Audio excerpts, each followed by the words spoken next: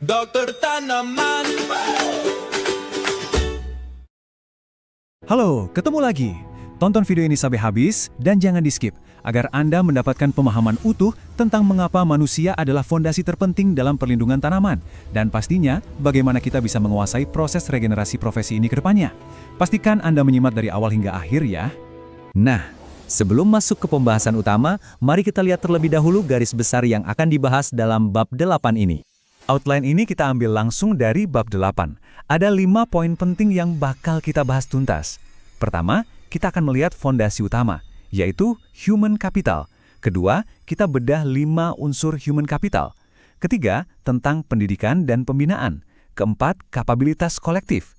Dan yang terakhir, poin kelima, tantangan dan belajar sepanjang hayat. Poin-poin ini sebenarnya membentuk sebuah alur yang sangat logis, dari bagaimana kita membentuk skill satu individu sampai akhirnya membangun sistem nasional yang benar-benar tangguh. Oke, mari kita mulai dari bagian pertama, fondasi utama yaitu human capital. Seringkali ya, saat kita bicara soal infrastruktur, yang terlintas di kepala kita pasti langsung bangunan fisik atau teknologi yang serba mutakhir. Padahal, dalam bidang kesehatan tanaman, fondasi yang paling sejati itu sama sekali tidak dibangun dari beton, melainkan dari manusia. Coba perhatikan timbangan ini. Alat lab, teknologi digital, dan anggaran itu memang penting banget. Tapi semuanya secara harfiah akan jadi tidak berguna tanpa adanya human capital. Kenapa? Karena bidang kesehatan tanaman ini pada dasarnya adalah soal penentuan keputusan atau judgment. Kita butuh manusia yang mampu menilai situasi kompleks dan membaca interaksi alam, bukan sekedar mengikuti buku manual yang kaku. Organisasi yang punya alat super lengkap, tapi manusianya lemah secara intelektual dan moral, percayalah, akan tetap rapuh. Lanjut ke bagian kedua, 5 unsur human capital. Sekarang kita sudah tahu kalau manusia adalah fondasinya. Lalu, apa sih sebenarnya definisi human capital yang berkualitas itu? Ini bukan sekedar asal rekrut banyak orang loh. Ada kualitas spesifik yang harus ditanamkan. Berdasarkan bab 8, ada 5 unsur mutlak di sini. Pertama, dasar ilmu yang kuat. Seorang profesional harus paham lintas disiplin, mulai dari fitopatologi sampai agronomi. Kedua, ketelitian. Terkadang, gejala sekecil apapun di lapangan bisa jadi kunci jawaban yang besar. Ketiga, berpikir sistemik. Ini soal kemampuan membaca hubungan antar faktor, bukan cuma nebak-nebak nama hama. Keempat, yang ini sangat krusial, integritas ilmiah. Artinya kita harus jujur pada data, bantang memanipulasi kesimpulan cuma demi jawaban yang instan. Dan yang kelima, kemampuan berkomunikasi, supaya wawasan teknis tadi bisa dijelaskan dengan gamblang ke manajemen maupun ke para petani. Masuk ke bagian ketiga, pendidikan dan pembinaan. Pertanyaan selanjutnya. Bagaimana cara kita membangun kelima pilar tangguh tadi? Semuanya berawal dari cara kita mendefinisikan ulang makna pendidikan. Pendidikan dalam perlindungan tanaman itu sama sekali tidak boleh hanya dilihat sebagai ajang menghafal siklus penyakit. Bukan itu poinnya. Pendidikan di sini adalah wadah pembentukan karakter. Kita harus membiasakan mahasiswa untuk menahan diri, tidak terburu-buru mengambil kesimpulan, mengajarkan mereka tradisi berpikir analitis, dan yang terpenting, menanamkan tanggung jawab moral atas setiap keputusan yang bakal mereka ambil di lapangan. Dan di fase inilah peran mentor senior itu benar-benar diuji. Kalian tahu kan, banyak banget kebijaksanaan tak tertulis di lapangan yang tidak akan pernah kalian temukan di buku teks manapun. Mentor yang luar biasa itu tidak akan sekedar menyuapi jawaban. Mereka mengajarkan cara mengamati pola, menuntun juniornya untuk berani mengajukan pertanyaan-pertanyaan yang tajam, melatih mereka menguji hipotesis sendiri, dan tentunya menanamkan etika di bawah tekanan. Sebenarnya ini adalah sebuah proses pewarisan tradisi intelektual yang sangat mahal harganya. Sekarang kita bahas bagian keempat, kapabilitas kolektif. Mari kita bergerak dari kecerdasan individu ke sebuah sistem yang bisa bertahan lintas generasi.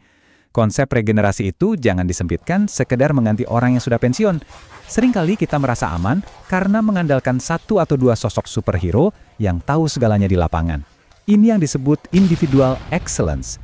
Tapi hati-hati, begitu sosok ini pergi, sistemnya langsung kolaps.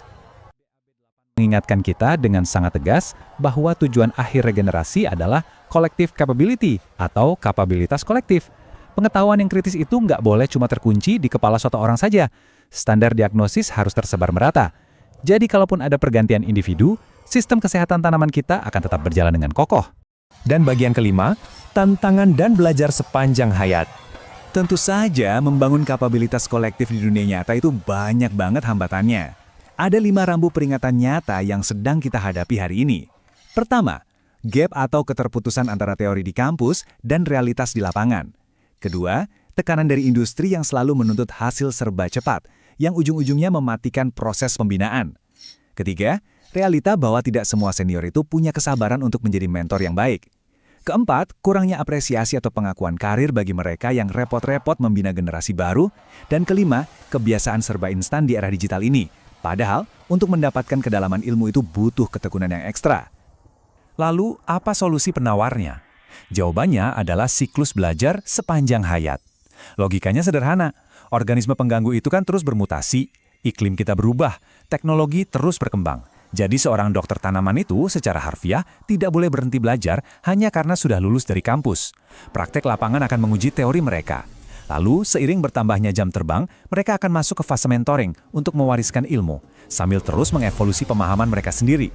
Pengalaman masa lalu memang sangat dihargai, tapi pengetahuan baru mutlak harus terus dikejar. Sebagai penutup dari argumen kita, mari kita lihat kelima blok fondasi ini. Sistem Nasional Dokter Tanaman Indonesia itu tidak akan pernah terwujud hanya dengan secari kertas SK kelembagaan. Sistem raksasa ini hanya bisa berdiri kokoh di atas pendidikan tinggi yang membentuk karakter, organisasi profesi yang aktif membina, industri yang tidak pelit berinvestasi pada manusia, keteladanan dari para senior, dan pastinya kerendahan hati generasi muda untuk terus belajar. Manusia, sekali lagi, adalah fondasi utama yang menentukan masa depan kita. Video ini merupakan kelanjutan dari seri bab 1, bab 2, bab 3, bab 4, bab 5, bab 6, hingga bab 7.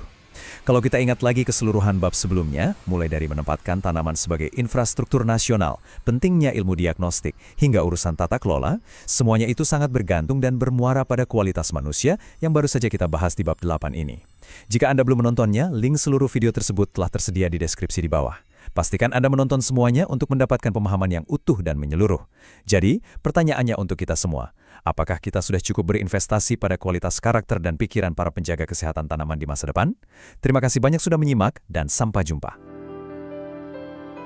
Tanaman sehat, Indonesia kuat.